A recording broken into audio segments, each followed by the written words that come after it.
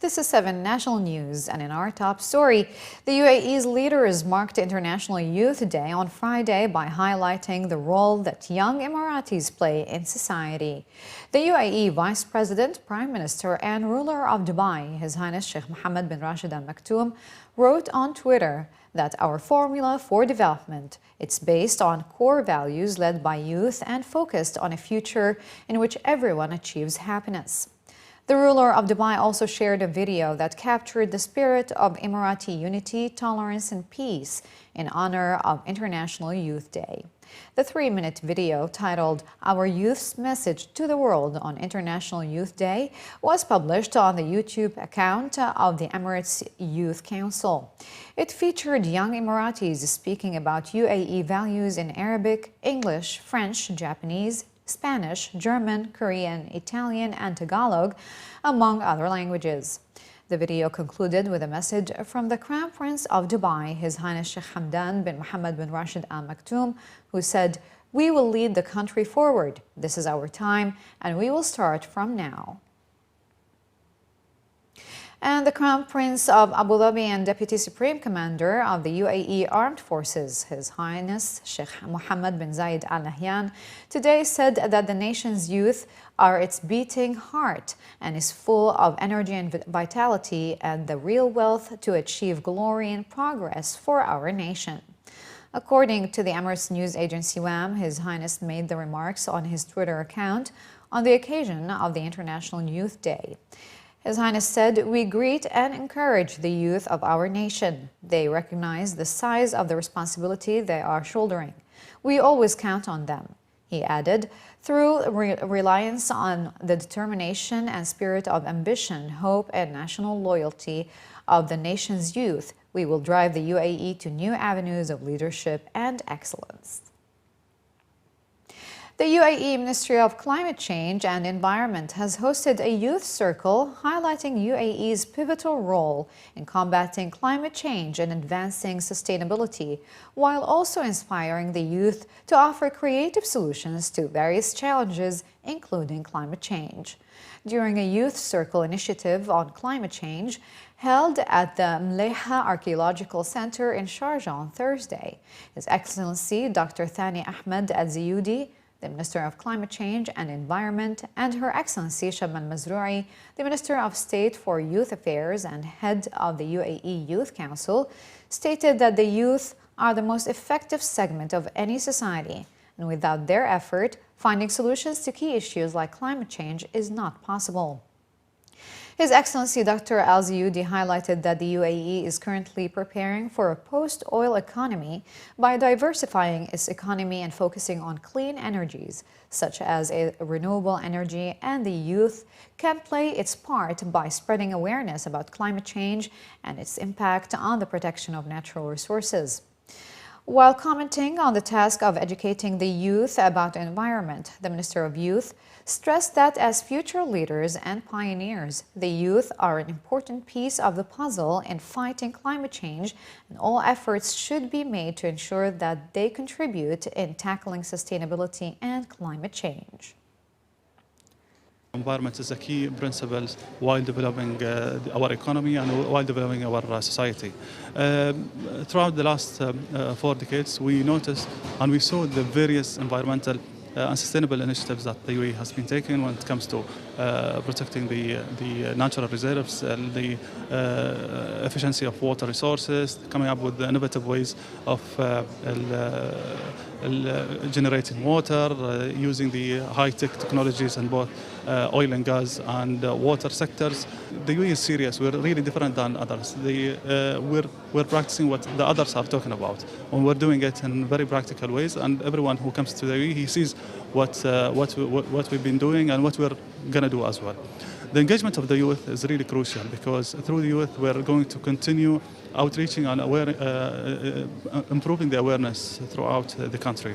And throughout these circles, we're aiming to complement each other as a governments and as societies to work together in ensuring the sustainabilities and the modern lives to the future generations. It's very wonderful today that we have a youth circle on sustainability and climate change. The UAE's vision is always to incorporate youth and to mainstream youth in so many different initiatives. One of them is climate change and sustainability. And today we discussed, as you might know, climate change is youth circle is a platform where youth can discuss solutions and think of the challenges that they face in tackling climate change and what their role is in raising awareness about what climate change is and what sustainability is and their role as students, as employees, and as future fathers or mothers. I think we are all inspired in the UAE. What's different about this country is we don't just focus on empowering youth, but we focus about their participation and their role, and also celebrating our youth. I think the world needs to look at youth as a resource, as an opportunity, and we need to tap into their talent and their expertise and listen to them. Electric vehicles entering the UAE will have to meet with new standards formulated by the Emirates Authority for Standardization and Metrology, ESMA, which came into effect last month. According to local reports, ESMA has been working with international agencies and the Gulf Standards Organization, GSO, drawing up the standards to regulate the electric vehicles in the country.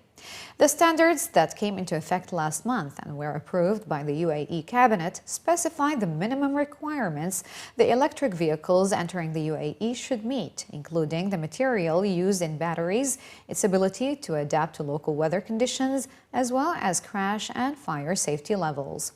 According to the Roads and Transport Authority, Dubai already has around 200 electric vehicles registered, including around 50 light passenger vehicles, apart from electric-powered construction and commercial vehicles, as well as buses. Additionally, reporting to the Dubai Supreme Council of Energy, a Dubai Green Mobility Initiative Committee was formed with an executive and a technical committee in charge of achieving the committee's set target to reduce carbon emissions and greenhouse gases in Dubai within the next 4 years. The committee revealed that cars to be ordered in the next few years by selected Dubai government bodies maintaining huge transportation fleets will be 10% electric and hybrid vehicles. And in an effort to improve road safety, the Roads and Transport Authority has now made it mandatory for hospitals and medical clinics that treat professional drivers to post the details of the driver's illnesses and treatments online. Accredited hospitals that issue occupational health certificates to the drivers of heavy trucks, buses, and taxis must now specify the details of the treatments that are given to the patients online, as well as the duration of the treatments to ensure road safety and minimize illness-related accidents. Professional drivers who are suffering from certain illnesses are required to take the prescribed medical treatment before appearing for retesting, in order to ensure both the safety of the driver as well as other road users. The online system, according to the Director of Drivers Testing at the RTA Licensing Agency, will help to standardize both testing and treatments, as well as to further ensure that drivers who are not fit to drive are not cleared to resume duty. Around 114,000 drivers were tested in Dubai from the fourth quarter of 2013 to mid-2016, resulting in the suspension of driving licenses of more than 1,400 drivers. Some of the medical checkups include measuring diabetes and blood pressure and detecting various eyesight-related ailments that constitute a realistic driving hazard. The tests are conducted in a number of hospitals and clinics all over Dubai, the names of which are listed on the RTA website. The number of people with disabilities who are privileged card users in Dubai has more than quadrupled since it was first launched in January last year. But officials are still urging more residents to sign in to benefit from the program. According to local reports, Sanad card, which is an Arabic word for support, has gained traction among people with disabilities in Dubai, with users of the card now numbering 1,460, up from just 260 in February last year. The Senate card, issued free of charge by the Community Development Authority in Dubai, is part of My Community initiative launched by the Dubai Crown Prince, His Highness Sheikh Hamdan bin Mohammed bin Rashid Al Maktoum, and with the aim of transforming the Emirate into a disability-friendly city. The card offers exclusive privileges and services with up to 50% discount on select services and products, including exceptions from public transportation fees, vehicle registration and SALIC fees, 50% discount for registration fees on new utility applications, wheelchair and marhaba services, and discounts on medical, dental and legal services, among others. Currently, a total of 934 Emiratis are already benefiting from the card, 314 of whom are women, and some 526 Dubai-based expatriates have also signed up for the service. And finally, in the bulletin, with over 100 untouched islands, the Seychelles has become an ideal destination for honeymooners and leisure travelers. And with a busy season lying ahead, tourism board officials highlight the latest attractions on offer for expats and locals in the UAE. While stating that the UAE continues to be the leading market in the GCC countries visiting the Seychelles, tourism board officials mentioned that the UAE accounts for 75% of total travelers from the GCC region. The CEO of Seychelles Tourism Board, Shireen Nakin, stated that they understand the tastes of their guests from the Middle East very clearly and specifically design their packages keeping in mind the demands and expectations of visitors coming from the region. With a growing number of direct flights from various hubs in the GCC, including the UAE, officials representing the tourism board are confident that the strong growth trend witnessed last year with nearly 270,000 visitors to the country will continue this year as well. Talking about how Seychelles is unlike any other beach destination, it was highlighted that the smallest island country in the Indian Ocean in terms of population is home to some of the most beautiful beaches on the planet and is also rich in biodiversity and wildlife, including rare birds and giant tortoises as seen nowhere else. Seychelles recently topped the list of the best air quality in the world in the 2016 Environmental Performance Index.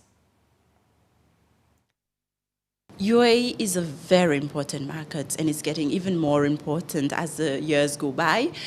Just to give you a snapshot of our visitors' arrival, last year we finished on 276,000 visitors, which is a good number. It was a 19% increase for us last year. 276,000 is good enough for us because we're a small country with only 19,000 population. And our biggest market, France, made 38,000 visitors. And the UAE, together with the Middle East, made 25,000 just last year, just to show you how of an important share of our markets the UAE and the Middle East holds. And this is growing. We grew at about 1/3, 33% last year. This year we were already at 15%, so we're growing.